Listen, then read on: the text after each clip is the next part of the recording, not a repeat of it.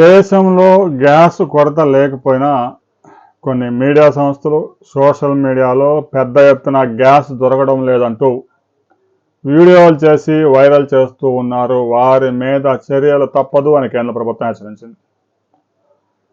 కేంద్ర ప్రభుత్వ హెచ్చరికలు కేవలం ఏదో సోషల్ మీడియాలో పోస్టులకో చిన్న చిన్న కేబుల్ ఛానల్స్ వారికి అయితే నేరుగా హెచ్చరికలు జారీ చేసింది. వంట గ్యాస్ అయితే ఇప్పటికీ గృహ వినియోగానికి వంట గ్యాస్ సక్రమంగానే దొరుకుతుంది. ఇక కమర్షియల్ గ్యాస్ అయితే ఇప్పటికీ కొరత ఉంది. హోటల్స్ రెస్టారెంట్లు పూర్తి స్థాయిలో ఇంకా ఓపెన్ కాలేదు. 60 రోజులు సరిపడా నిల్వలు గ్యాసు డీజిల్ పెట్రోల్ నిల్వలు ఉన్నాయని చెప్తూనే కమర్షియల్ గ్యాస్ విషయంలో ఇప్పటికీ కొరతని అధిగమించలేదు. అయితే ఈ విషయాన్ని శాటిలైట్ ఛానల్స్ ఎవరైనా ప్రసారం చేస్తే మీ మీద కఠిన చర్యలు ఉంటాయి అనే హెచ్చరికలు బీజేపీ కీలక నేతల నుంచి దేశంలోని న్యూస్ ఛానల్స్కి మొత్తానికి అందాయి. న్యూస్ పేపర్ యాజమాన్యానికి కూడా అందాయి.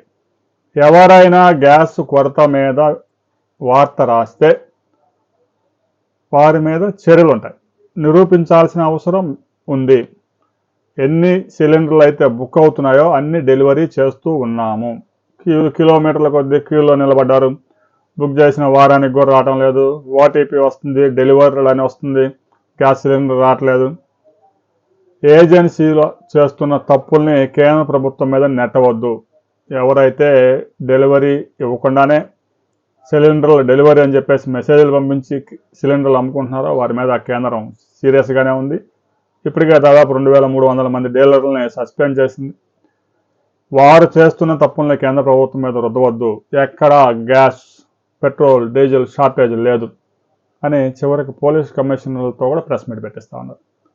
ఎవరైనా పొరపాటున వార్త ప్రసారం చేస్తే ఆ మీడియా సంస్థల మీద ఉక్కుపాదం మోపుతాము అని ఇండైరెక్ట్గా కేంద్రం నుంచి బీజేపీ నేతల నుంచి కీలక ఛానల్స్కి ఆదేశాలు హెచ్చరికలు అందాయి అనే సమాచారం సోషల్ మీడియా ద్వారా తెలుస్తూ ఉంది. అందుకే శాటిలైట్ ఛానల్స్లో ఎక్కడా కూడా గ్యాస్ లేదని కానీ పెట్రోల్ కొరత కానీ డీజిల్ కొరతకు సంబంధించిన వార్తలు బంద్ అయిపోయాయి. సమస్య లేదా ఉందా అనే విషయాన్ని సామాన్యుడు మీరు స్వయంగా ఎలాంటి ఇబ్బందులు ఎదుర్కొంటున్నారు? గ్యాస్ ఉంటే ఉందని చెప్పండి, దొరకడం లేదంటే దొరకడం లేదని కామెంట్ చేయండి.